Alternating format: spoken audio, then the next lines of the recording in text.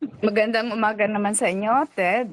Opo, and thank you for your time. Ma'am Tessie, ito pong nangyaring kidnapping sa isang nga pong bata na naka-enroll dito po sa isang paaralan sa Taguig. So far po ang inyong grupo, ano po ang impormasyon na nakalap ninyo sa mga may gawa nito? Um, yung mastermind is a Chinese kasi yung negotiation lahat in Chinese, no? Pero yung mga kumuha sa kanya ay mga Filipinos, no? Yung pagka-drive nung driver, paalis, um, tapos yung mga unang bumaba at sumakay sa kotse, anim yun, panay Filipinos yun. Opo, so ang kasabwat ng mga mastermind ay mga Pilipino. Yes, Opo. mga Filipinos. Opo. Ma'am, sorry po, I really have to ask this. Yung bang mga kasabwat, may balita po kung sila ba ay nasa serbisyo?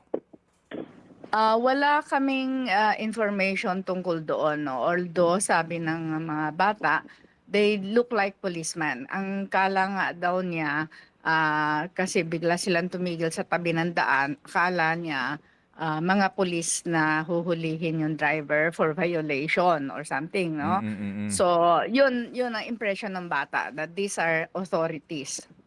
Opo. Ma'am Tessie, kasi tayo po naman din may mga kaibigan sa inyo pong komunidad, ano po. Yung iba na nakakausap ko, nag-uusap-usap sila at mayroong fear dito po sa mga pangyayaring ito, lalo pat na-post sa social media, no? Yung mismong daliri ng bata. Alam niyo ho yun? Ma'am, sa Chinese community po ngayon, ano ang effect nito? At doon sa sinasabi ng iba na meron ding mga Filipino-Chinese na biktima ng kidnapping? Uh, Last year, dalawang case ng Chinese Filipinos ang nakidnap. Pero in recent years, most of the victims are Chinese victims. Most are pogo or casino gambling related. Mm. Pero nung mga last few years, marami ding mga Chinese na professionals. No? They are not pogo or gambling related.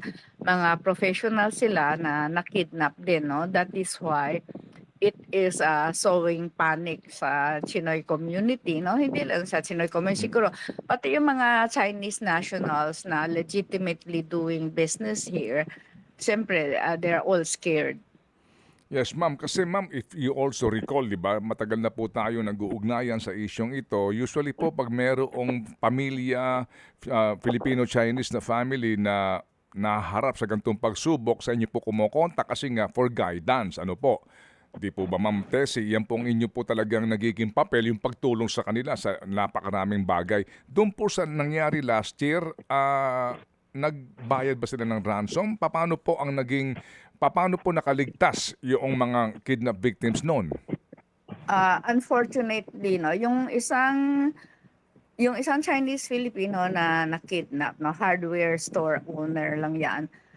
Parehong-pareho dito sa bata kasi ongoing negotiation almost at the very start of the negotiation, pinutol nila yung hinlalaki sa Mm. paa, no, the Mm. big toe, pinutol agad nila. And then the victim was killed kasi hindi naman nila kaya, hindi sila pogo related, Mm. hindi nila kaya yung malaking amount na hinihingi sa kanila. So napatay ang victim Oo, dito. yung isa pang kaso, na-release naman at maganda naman na naging resulta kasi nahuli yung mga perpetrators. Opo, ang perpetrators po, anong background, ma'am? Yung pangalawa na nahuli, these are Filipinos, no? Small time driver again. So Mm. siguro yun na nga, isa yan sa mga warning signs na lagi namin pinapaalala. Mm. Do not just hire any house help, no? Driver, security guard, Mm. helper sa bahay. Kailangan talaga well recommended and well vetted, no? Yung ito kasi pangalawang kaso, driver din ang involved, no? But the first one, talagang random businessman na pumapasok sa opisina sa Mm. hardware store, no? Mm. Malapit na siya sa hardware store nung dinukot siya nitong mga tao, dinala sa Laguna. Negotiation went on, pero unfortunately pinatay nila yung victim. Opo, na-recover po yung remains ng victim, ma'am? Yes, pero Mhm. as of now, itong grupo na ito hindi pa nahuhuli. Pero mga Chinese din ang perpetrators dito sa kaso na ito. Kaya yun yung parang sowing panic kasi na yung puputulan ng daliri. Opo. Itong pagputol ng bigto na ito kumalat din. But Mm. Ted, siguro this is the time for me to call Opo. on these people. Why are you victimizing the victims all over again? Hindi pa ba kaya na nakidnap sila? Ibi-victimize pa ninyo, pinapakalat ang mga Mm. video, ang Opo. mga pictures. Opo. None of these pictures or videos came from Filipino sources. I check, no? Lahat sila galing sa mga Chinese. Sila ang nagkalat, no? Lahat ng nagkalat niyan. At first, mga Chinese nationals. Tapos sumunod, mga Chinoys nagkalat din, ano? Bakit, no? We Mm. should be more circumspect. Respect Mm. the sensibilities of these victims. Imagine a mother, no, Mm. na Mm. nawawala ang anak mo tapos makakakita ka pa ng ganung mga Mm. pictures. Mm. Kaya siguro panawagan na rin, hindi naman tayo kailangan lahat maging ganyang klaseng Opo. marites. We are playing into the hands of the kidnappers kasi panindak nila yon Mm. eh. All the Mm. videos came from them, mga kidnappers. Mm. Panindak nila kasi meron na siguro silang potential victims, no? Mm. Kaya itinatakot nila na ganito mangyayari sa inyo pag hindi kayo Mm. nagbayad agad. Ma'am, meron ho ngayong active na anti-kidnapping task force ang gobyerno, no? Yes, Opo, opo. patuloy naman yan. It Mm. started with PACER as a task force. Mm. Ngayon kasi ang AKG hindi na siya task force. No? Isa na siya talagang organized unit sa PNP. Opo. And then, ma'am, pardon me for the question, may live kidnapping case ba ngayon involving Philchay? Wala po, wala po. Okay, good to know. Pero ito pong nangyari nga dito na kumpirmadong pogo ang ugnayan nung ama nung biktima dito at Hindi po. Let me correct Opo, you. opo. Wala pong kaugnayan ang parents Mhm. or mga uncles nila whatsoever with Pogo. Ay, It was a Filipino driver who was ex-driver ng Pogo financier sa Clark. Siya po okay. ang ugnayan. Ito Opo. po wala. Kaya nga, panawagan na hiring a driver, you should be very, very careful and Mm. vigilant. Isang buwan pa lang tong driver sa kanila. Opo, so mas maganda nga ito inyong naiklaro, ma'am, kasi ang balita na yung pamilya ng victim, yung parents, yung father nito particularly, umano ay engaged sa pogo, so hindi ho pala. Kaya nga Hindi. sabi ko, Opo, why opo. do we victimize Opo, the opo. victims all over again? Mhm, They mm. do e-commerce. None of their e-commerce customers are Pogo related. Kaya nga, Mhm, mm. sabi nga nila, victim na nga kami, bibiktimahin pa ulit kami. Paano na lang yung trust and confidence in our e-commerce if people think that we are Pogo related? So yung pong oo nga ma'am, opo. Siguro po ma'am inyo rin nabasa 'no, yung news item mismo tungkol Yes. opo na mali. Mabuti nga po ito tinatama ho ninyo ngayon. Ma'am Yes, Tessie opo. and the same news item revealed where they are. Sabi ko kailangan siguro mag-seminar ulit on how to Mm, report mm. kidnap. It's good, no? Merong mga nag-i-interview sa akin na mga media, I Mhm. told them immediately, please, please, please, do not report where they are. Opo, kasi nga po pati anyway, ay mabuti nga at pumayag po kayo this morning ma'am sa inyong lingkod Ma'am Tessie. Ma'am, ang mastermind dito, yun ang may connection sa Pogo? Yes, Yun ang mga klaro. dating Pogo. Opo, Oo. opo, opo. Chinese, pure Chinese. Chinese po, opo. Okay, yun po ang klaro. Sige, ma'am, sa sitwasyon po ngayon na ito po at pangyayaring ito, nagbibigay po ng pangamba rin sa ilan po na ating mga Philchay na mga kaibigan, yung pong pagbibigay seguridad na sa inyong hanay. Opo, kasi may panawagan po kayo para po dito nga sa resources ng PNP para po pangalagaan ang seguridad nating lahat? Yes, kasi marami kaming nalalaman na mga nagse-security. Yung iba moonlighting, 'no? Pero yung iba talagang humihingi ng security na hindi naman nila talaga kailangan. Siguro first few days ng kidnapping after na-release dahil sa takot nila, it might give some sense of security to have security guards, no, trained security guards. Pero the policemen are already stretched too thin at this time. Mm. At yung mga criminals, they capitalize on that. Dumadami mga hold-ups, mga home invasion. Yung napatay just 2 weeks ago, no? 3 weeks ago, pinatay nila home invasion, nabaril yung isang anak, nasaksak yung isang anak, home invasion inside a subdivision.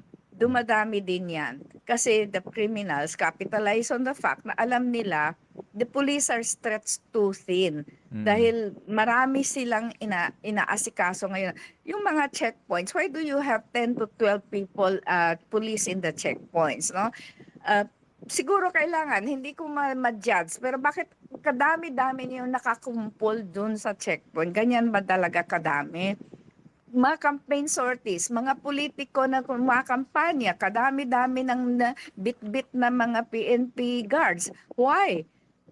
If you can afford to run for election, you can afford to hire your own security. Kahit na sa campaign sorties nyo, you hire your own security, private security people. Why do you pull out people from the PNP force? Opo. Kumbaga, total naman, gusto mo maglingkod sa bayan at gagawin mo ang lahat para sa bayan, kumuha ka ng sarili mong babayaran na pribadong magbabantay sa iyo sa halip na yung pulis na dapat ay nagbabantay at nakakalat para hanapin itong mga kriminal. No? Tama po yan. Hindi naman ngayon lang itong panawagan na ito. Noon pa, kasi laging lumalabas, bakit tumataas ang kidnapping during elections?